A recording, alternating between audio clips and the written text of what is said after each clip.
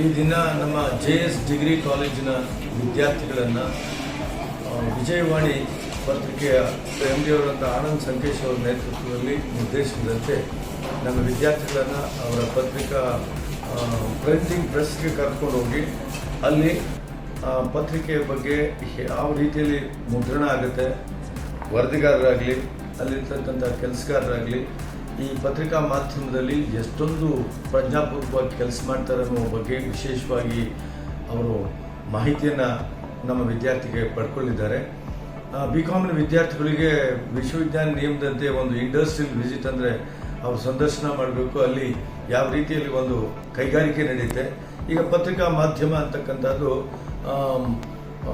ನಮ್ಮ ಪ್ರಜಾಪ್ರಭುತ್ವದಲ್ಲಿ 4th estate ಅಂದರೆ 4ನೇ ಸ್ಥಾನವನ್ನು ಪಡೆದಿದೆ. ಸರ್ಕಾರ, ಜನಸಾಮಾನ್ಯರ ಮತ್ತು ಸಮಾಜದಲ್ಲಿ ಆಗಿ ಹೋಗ್ತಕ್ಕಂಥ ವಿಷಯದ ಒಂದು ಚಿತ್ರಣವನ್ನು ಜನಮಾನಸದಲ್ಲಿ ಅವರಿಗೆ ಕೊಡ್ತಕ್ಕಂಥ ಕೆಲಸವನ್ನು ಈ ಪತ್ರಿಕಾ ಮಾಧ್ಯಮ ಮಾಡಬೇಕಾಗಿದೆ.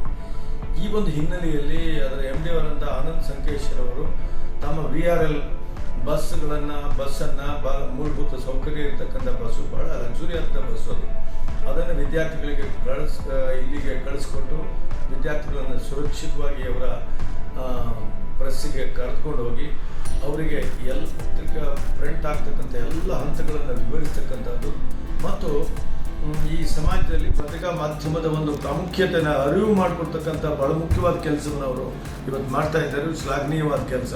ನಮ್ಮ ವಿದ್ಯಾರ್ಥಿಗಳ ಅಪೂರ್ವವಾದ ಅವಕಾಶ ಕೊಟ್ಟ ಬಗ್ಗೆ ಶ್ರೀ ದುರ್ಗಾಪರಮೇಶ್ವರಿ ಎಜುಕೇಷನ್ ಟ್ರಸ್ಟ್ ಮತ್ತು JS ಡಿಗ್ರಿ ಕಾಲೇಜ್ ವತಿಯಿಂದ ಅವರಿಗೆ ಧನ್ಯವಾದಗಳನ್ನು ಅರ್ಪಿಸಲಿಕ್ಕೆ ಇಚ್ಛೆಪಡ್ತೇನೆ.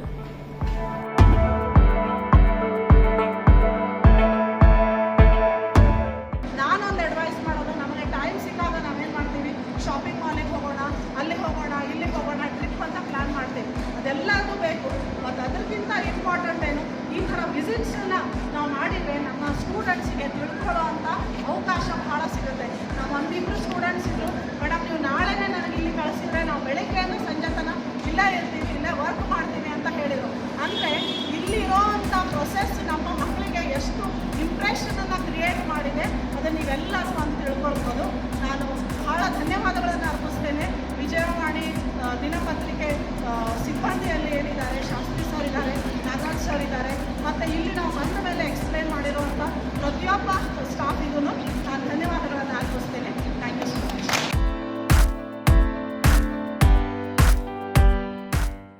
ನಮಸ್ಕಾರ, ನನ್ನ ಹೆಸರು ಮಂಜುನಾಥ್ ಜಿ ಅಂತ, JS ಡಿಗ್ರಿ ಕಾಲೇಜ್ನ BCom ವಿದ್ಯಾರ್ಥಿ. ಇವತ್ತು ಇಂಡಸ್ಟ್ರಿಯಲ್ ವಿಸಿಟ್ ಅಂದರೆ ಎಜುಕೇಷನಲ್ ಟ್ರಿಪ್ಗೋಸ್ಕರ ಕರ್ನಾಟಕದ ನಂಬರ್ 1 ನ್ಯೂಸ್ ಪೇಪರ್ ಆಗಿರೋ ವಿಜಯವಾಣಿ ಇದಕ್ಕೆ ಬಂದು ನೋಡಿದೆ.